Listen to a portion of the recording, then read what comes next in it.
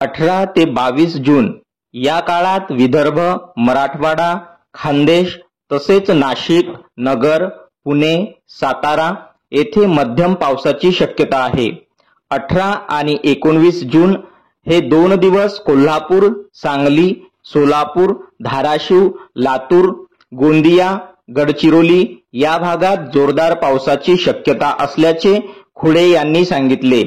सद्यस्थितीत महाराष्ट्रात मान्सून थबकल्याचे जाणवत असल्याचेही ते म्हणाले।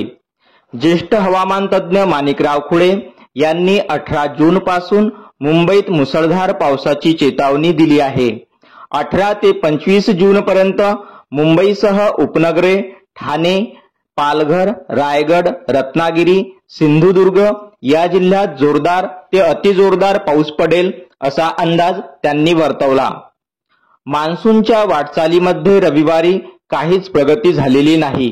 विदर्भामध्ये पावसाची प्रतीक्षा असून मराठवाडा, कोकण, मध्य महाराष्ट्रातील काही भागांमध्ये तुरळक ठिकाणी पाऊस पडत आहे। त्याचाही जोर कमी झाला असून काही भागात मात्र वादळी वाऱ्यासह पावसाचा इशारा दिला आहे। याच दरम्यान पुणे शहरात ऊन सावल्यांचा खेळ चांगलाच रंगलेला पाहायला मिळत आहे। दुपारी पांढरे ढग आणि निळेशार आकाश प्रत्येकाचे मन मोहून घेत आहे। सध्या कोकण, मध्य महाराष्ट्र, मराठवाड्यात काही ठिकाणी तुरळक ठिकाणी हलक्या ते मध्यम स्वरूपाचा पाऊस होत आहे।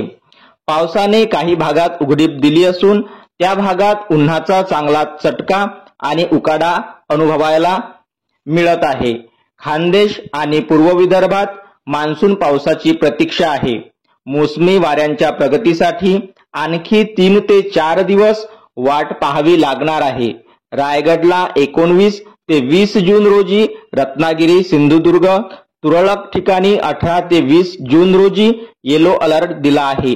तसेच मध्य महाराष्ट्र आणि मराठवाड्यातही येलो अलर्ट दिला आहे।